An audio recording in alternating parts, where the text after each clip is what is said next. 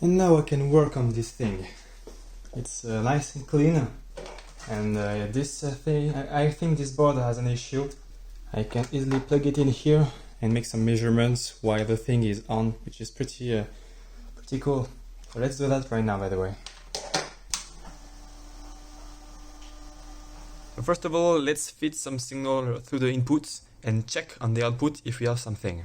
So I'm feeding a 1 kHz signal through this pin here that I'm going to plug just on one of the inputs. This is my signal, and let's go on the output. Yes, so we have a nice signal. This is a ground. Now if I go on the other channel, this is my signal.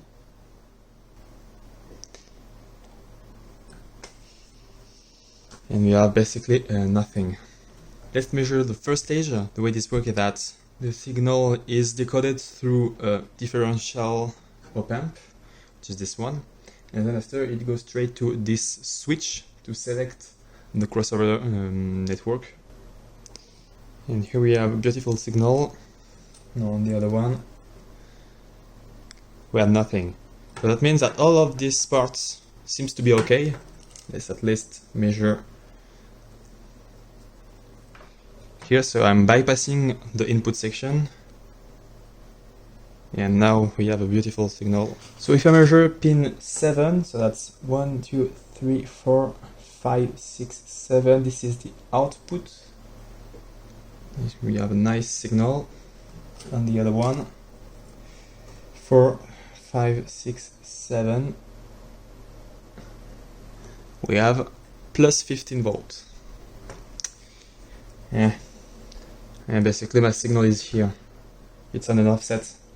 Yeah, so I think this chip is bad. But to repair this chip, I need to find the datasheet. Unfortunately, I couldn't find it. So that means that I have to figure out the pin out myself.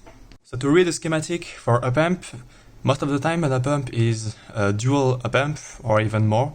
So as you can see, here it's written U200. U is for integrated circuitry.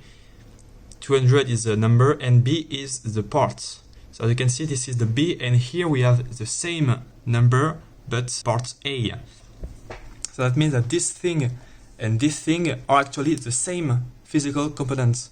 And here it's the same. Again, 200C. So this is again the same components. This is 4 and 8. This is basically the power supply. This is the first op-amp in the package. This is the second op-amp of the package. This is it. So it's a dual op-amp package here. 1 op-amp, 2 op-amp, and this is the exact same layout as the TL072. This one I have a lot of them available, and yeah, it's the exact same circuitry. So I'm going to replace this thing with one of those.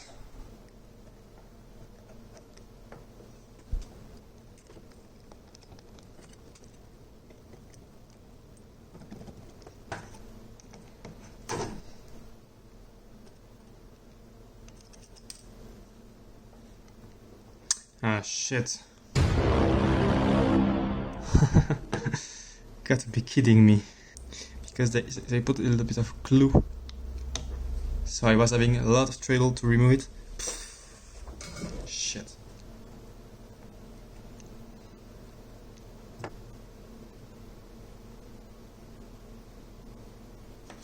Thankfully I've got the schematic so I can trace back where and the wire where.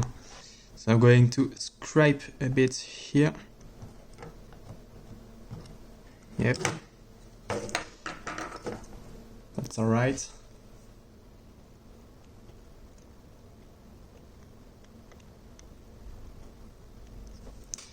Yeah, seems to be fine. I think I can solder back.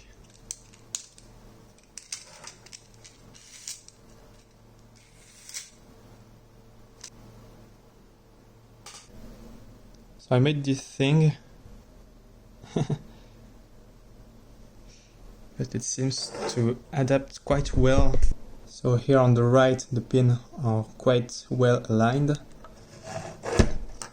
Now on the back I'm soldering first pin and second pin directly to R212. Third pin is on an angle and the fourth pin is under for the minus 15 volt here. Yeah, let's solder that.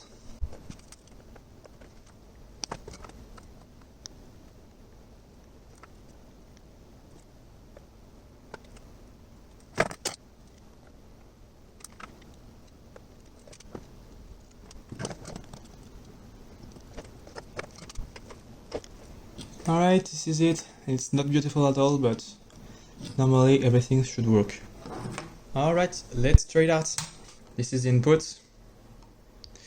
Now on the crossover switch. Nice. And now on the output. Very cool.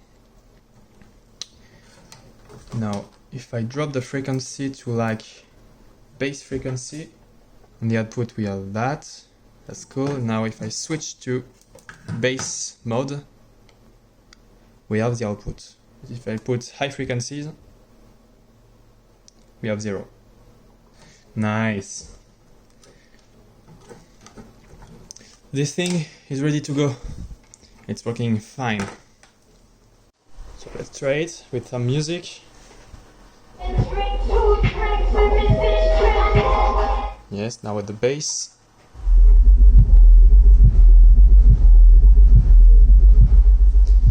Alright, let's go on second channel.